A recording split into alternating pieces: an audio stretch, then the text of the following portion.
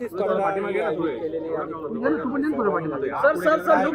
नाही, मला खूप मस्त वाटतं. आमचा आकाश असेल, संदीप जुवटकर असेल, आमचा ऋतुराज फडके असेल, ही सगळी कलाकारांची टीम एकत्र गेलेली आहे आणि आम्ही सगळेच कलाकार क्रिकेट खेळायला आलो आहे. खूप मस्त डोंबिवलीत जवळजवळ 80 ते 100 मराठी कलाकार अभिनेत्री खेळायला आलेत. खूप मस्त वाटतंय आणि मजा येईल.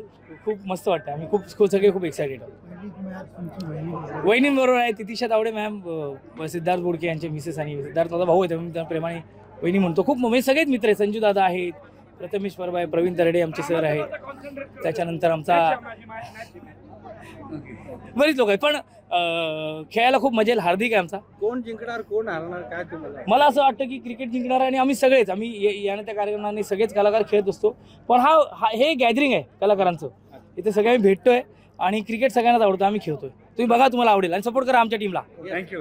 आयोजित केले कलाकारांसाठी काय तुमचं म्हणणं आहे या संदर्भात? काय सांगू शकता? पुण्यामध्ये पुणे शहरामध्ये जसं संस्कृती आणि शिक्षण हे दोन महत्त्वाचे विषय आहेत, त्यानंतर महाराष्ट्रात डोंबिवली हे शहर सांस्कृतिक आणि शिक्षण या दोन्ही बाबतीत येतं. रवींद्र चव्हाण सरांनी ही स्पर्धा घेतली. या निमित्तानं खूप वर्षांनी एकत्र एवढे कलाकार 2 दिवस एकत्र राहणार आहेत. आमचा आकाश पेंढारकर हा मागचे 20-25 वर्ष काम करतोय. ते आणि त्यांची सगळी टीम ज्या पद्धतीनं राबतीये, हे जे संयोजन आहे म्हणजे डोंबिवलीतल्या आणि आसपासच्या पार ठाण्यापर्यंत सगळ्यांनी यावं, ही स्पर्धा पाहिला. तुमचे आवडते कलाकार तुमच्या आवडत्या शहरामध्ये क्रिकेटचा धुमाकूळ घालणार आहेत.